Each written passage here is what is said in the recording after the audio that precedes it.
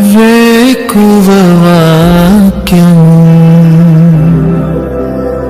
ఇది దైవ వాక్యము. వేకువ వాక్యము ఇది దైవ వాక్యము. వేకువ వాక్యము ఇది దైవ వాక్యము. వేకువ వాక్యము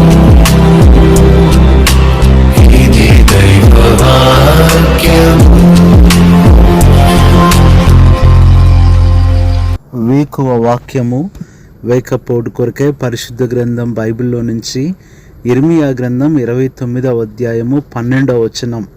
మీరు నాకు మొర్రపెట్టుదురేని, మీరు నాకు ప్రార్థన చేయుచు ఒత్తిరేని, నేను మీ మనవి ఆలకింతును. ఈ ఉదయకాల సమయంలో దేవుడు మనతో మాట్లాడుతున్న మాట, నువ్వు దేని గురించి మనవి చేస్తున్నావు? కొన్ని దినాలుగా, కొన్ని వారాలుగా, కొన్ని నెలలుగా, లేదా కొన్ని సంవత్సరాలుగా దేని కొరకు మనవి చేస్తున్నావో దేవుడు ఆలకిస్తాను అంటున్నాడు. నీ కష్టాల గురించి, నీ బాధల గురించి, నీ అవమానాల గురించి, ఇబ్బందుల గురించి మనవి చేస్తూ ఉన్న ప్రియ సహోదరుడా, సహోదరి, దేవుడు ఆలకిస్తాను అనగా జవాబిస్తాను అంటున్నాడు. ఇర్మియా గ్రంథం 29వ అధ్యాయము 12వ వచనానికి ముఖ్యమైన వచనము 11వ వచనం. 11, 12 వచనాలు వేరువేరుగా విడదీసి మనము చదవలేము. ఎందుకంటే ఇక్కడ ఇశ్రాయేలు గురించి దేవుడు ఏ ఏ సంగతులు చేయబోతున్నాడో ఇక్కడ రాస్తున్నాడు. నేను మిమ్మల్ని గూర్చి ఉద్దేశించిన సంగతులను నేను ఎరుగుదును. రాబో కాలమందు మీకు నిరీక్షణ కలిగినట్లుగా అవి సమాధానకరమైన ఉద్దేశంలే కానీ హానికరమైనవి కావు. ఇదే యెహోవా వాక్కు. నిజమేనండి, దేవుడు తన ప్రజల విషయంలో ఎన్ని గొప్ప కార్యాలు చేస్తాడో చెప్పటానికి వీల్లేదు. అందుకని ఈ వచనంలో ఉంటున్న గొప్పతనము మీ మనవి ఆలకిస్తాను అంటున్నాడు. ఒకరోజు కాదు, 2 రోజులు కాదు, 70 సంవత్సరాల యొక్క నిరీక్షణ ఈ యొక్క జవాబుకు మూలంగా ఉంటుంది. ఇశ్రాయేలీలు ఆ భయంకరమైన బబులోనులో 70 సంవత్సరాలు ఎంతో బాధపడుతూ వచ్చారు. అయితే దేవుడు వీటికి ముగింపు పలుకుతున్నాడు. వారి కష్టాలను తీసివేసి విజయవంతంగా వారిని విడుదల చేస్తానంటున్నాడు. ఈ దినాన ప్రియ సహోదరుడా, సహోదరి, నీ జీవితంలో కూడా ఎన్ని బాధల్లో ఉన్నావో, ఎన్ని కష్టాల్లో ఉన్నావో, ఎన్ని ఇబ్బందుల్లో, బంధకాల్లో ఉన్నావో దేవుడు ఒక్కసారే నీ పరిస్థితిని మార్చగలవాడు. అందుకని అంటున్నాడు, నేను ఎలాంటి ఉద్దేశించిన సంగతులు అంటే, నా సంగతులు ఎలాంటివి ఉద్దేశించాను అని దేవుడు చెప్తున్నాడంటే, అవి మీకు నిరీక్షణ కలుగునట్లుగా. దేవుడు చేసే ప్రతిదీ కూడా నీకు నిరీక్షణ కలుగునట్లుగా చేస్తాడు. నీకు ఇచ్చే జవాబు నీ మనవికి నిరీక్షణ కలిగేటట్లు చేస్తాడు. ఇది మొదటిగా చూస్తున్నాం. రెండవదిగా చూస్తే కీర్తన 119:17లో రక్షణ కలుగునట్లు. నిజమే, దేవుని యొక్క జవాబులు ఎలా ఉంటాయి, ఆయన కార్యాలు అంటే రక్షణ కలుగునట్లు. ఏ రక్షణ కొరకు నువ్వు ఎదురు చూస్తున్నావు, ఏ బంధకాల్లో, ఇబ్బందుల్లో ఉండి నువ్వు రక్షింపబడాలని ఆశపడుతున్నావో దేవుడు నీకు రక్షణ కలుగునట్లుగా చేస్తాడు. ఇది రెండవది. మూడవది యెషయా గ్రంథం 9వ అధ్యాయం 7వ వచనం, క్షేమము కలుగునట్లుగా చేస్తాడు. ఎన్ని బంధకాలున్నా, ఎన్ని క్షామాలున్నా, ఎన్ని ప్రమాదాలున్నా, నీ కుటుంబంలో ఉన్న పరిస్థితులను చూసి నువ్వు దిగులు పడుతూ ఏం జరుగుతుందో, ఒకరి మీదకు ఒకరు వెళ్తున్నారు, పరిస్థితులు ఏమవుతాయో అని దిగులు పడుతున్నావేమో, కానీ దేవుడు నీకు క్షేమము కలిగినట్లుగానే చేస్తాడు. నువ్వు దేనికి భయపడాల్సిన పని లేదు. నాలుగవదిగా యెషయా గ్రంథం 51వ అధ్యాయము 4వ వచనంలో వెలుగు కలుగునట్లుగా నీ జీవితంలో వెలుగు కలిగేటట్లు చేస్తాడు. ఇప్పుడు ఉన్న చీకటి, ఇప్పుడు నిన్ను భయపడుతున్న చీకటి ఒక రోజున ఉండదు. దేవుడు వెలుగు కలుగునట్లుగా నీ పరిస్థితులను చేస్తాడు.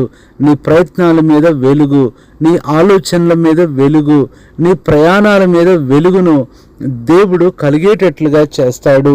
5వదిగా చూసినట్లయితే ఇర్మియా గ్రంథం 24:6 మేలు కలుగునట్లు అంటున్నాడు. దేవుడు నీ జీవితంలో ఏది చేసినా అది మేలు కలిగటానికే చేస్తాడు. ఇప్పుడు నువ్వు అనుభవిస్తున్న కీడు, అవమానాలు, బాధలు, ఈరోజు నిన్ను ఇబ్బంది పెడుతున్న వారు గెలిచాము, పైసే సాధించాము అని సంబరపడవచ్చు. కానీ ప్రియ సహోదరి సహోదరుడా, వారు చేసిన కీడు వారి మీదకే దేవుడు రప్పించగలడు. అప్పుడు దేవుడు నీకు రెండంతల మేలు కలిగినట్లుగా చేస్తాడు. 6వదిగా చూసినట్లయితే హెజ్కేలు గ్రంథం 44:30 ఆశీర్వాదము కలుగునట్లుగా అంటున్నాడు.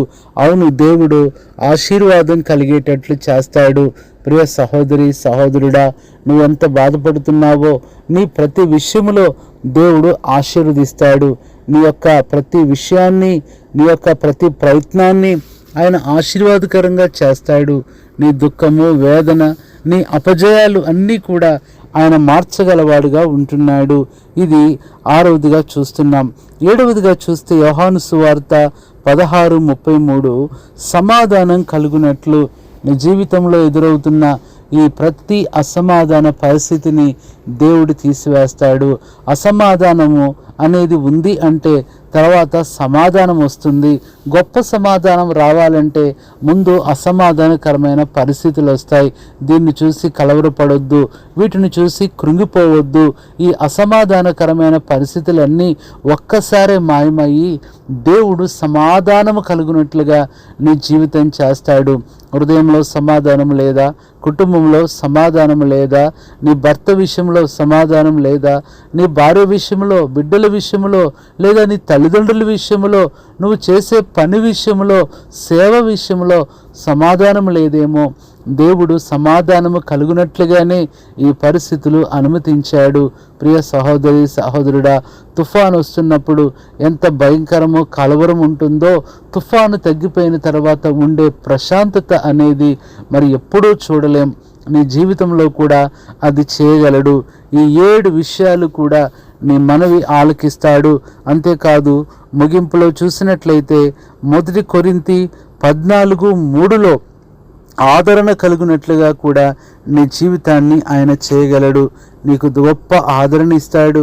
నిన్నెంతగానో ఆయన ధైర్యపరుస్తాడు. కాబట్టి ప్రియ సహోదరి సహోదరుడా, దిగులు పడొద్దు.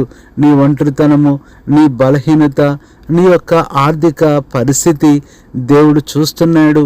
రాబో కాలంలో నీ కొరకు ఉద్దేశించిన సంగతులన్నీ కూడా సమాధానకరములే, అవి నీకు నిరీక్షణ కలుగునట్లు అని దేవుడు మాట్లాడుతూ వచ్చిన ఈ 7 మాటలు నమ్ము. దేవుడు నీ జీవితంలో నెరవేరుస్తాడు. దిగులు పడొద్దు, వేదన పడొద్దు. అంతేకాని దేవుని యొక్క విషయాలలో చాలాసార్లు ఇంకా నువ్వు సందేహపడుతూ ఉన్నావేమో.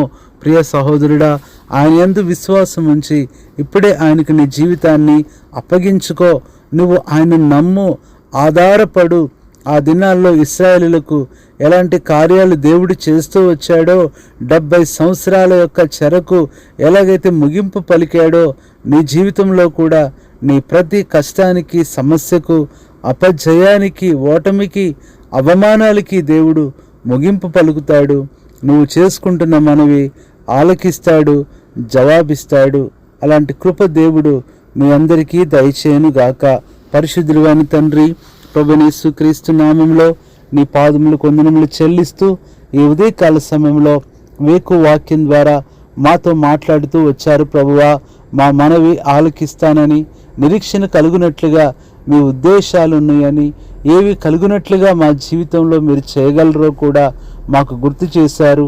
కాబట్టి ఈ విషయాలన్నీ కూడా ఈ మాటలు వింటున్న మా ప్రియుల జీవితంలో నెరవేర్చమని, కలుగునట్లుగా చేయమని మనవి చేస్తున్నాను. ప్రభువా, మనవి ఆలకించండి.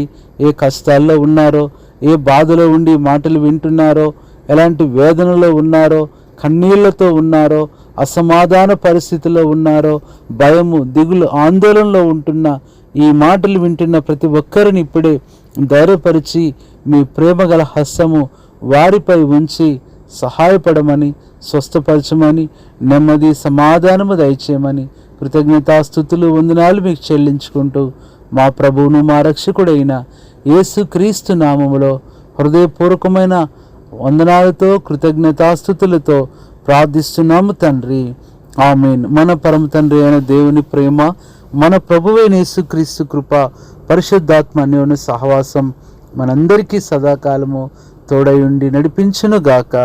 ఆమేన్. ప్రభుదలలో దార్చుటకు కన్నీటినంతటిని తుడుచుటకు దినమంతా సిద్ధపరచుటకు దైవ చిత్తం గ్రహించుటకు ప్రభుదలలో దార్చుటకు కన్నీటినంతటిని తుడుచుటకు దినమంతా సిద్ధపరచుటకు దైవ చిత్తం గ్రహించుటకు వేకువ వాక్యము